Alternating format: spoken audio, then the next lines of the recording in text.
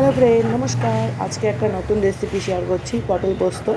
তো সবার প্রথমে পটলগুলোকে ভালো করে ধুয়ে লবণ মাখিয়ে রাখতে হবে। এইভাবে কেটে নিয়ে দুপাশে অল্প অল্প করে চিড়ে নিতে হবে, তারপর তেলের মধ্যে ভাজতে হবেই।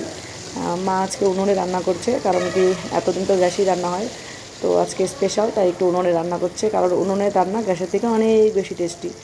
তো যাই হোক, তারপর দিয়ে দিল তেলের মধ্যে গোটা জিরে, তারপর একে একে মশলাগুলো দিচ্ছে।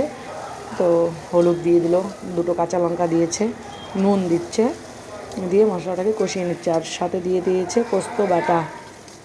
পোস্ত বাটা দিয়ে এটাকে কষিয়ে নিচ্ছে। এই দেখো, তার সাথে একটু সর্ষে বাটাও দিয়েছিল। দুটো যেহেতু পোস্তটা একটু কম ছিল, সাথে সর্ষেটাও দিয়েছিল, ওটা টেস্টটা একটু অন্যরকম হয়। তারপর যে ওই দেখো, ওটা ছিল পোস্তর যে জলটা, বাটার পরে জলটা ছিল, সেই জলটা দিয়ে দিল।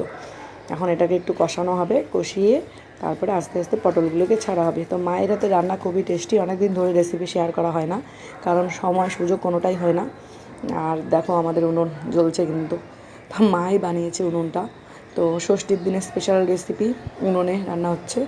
তো এই যে পটলগুলো ভেজে রাখার পর এরকম হয়েছে, এবার পটলগুলোকে আস্তে আস্তে ছেড়ে দিল। আর হ্যাঁ, স্বাদ মতো একটু চিনিও দিতে হবে। তো এই দেখো, দেখতে এরকম হয়েছে। পটল আমার ফেভারিট, কার কার পটল ফেভারিট অবশ্যই কমেন্টে জানাবে। আপাতত পটল হয়ে আসছে, এই দেখো। আর হ্যাঁ, কড়াইটাকে ইগনোর করবে, কারণ কি অনেক রান্না হচ্ছিলো, তাই বারবার মাজা সম্ভব ছিল না। আর এই যে আমাদের পটল পোস্ত রেডি। অবশ্যই বলবে কারা পটল পোস্ত খেতে ভালোবাসো। টাটা।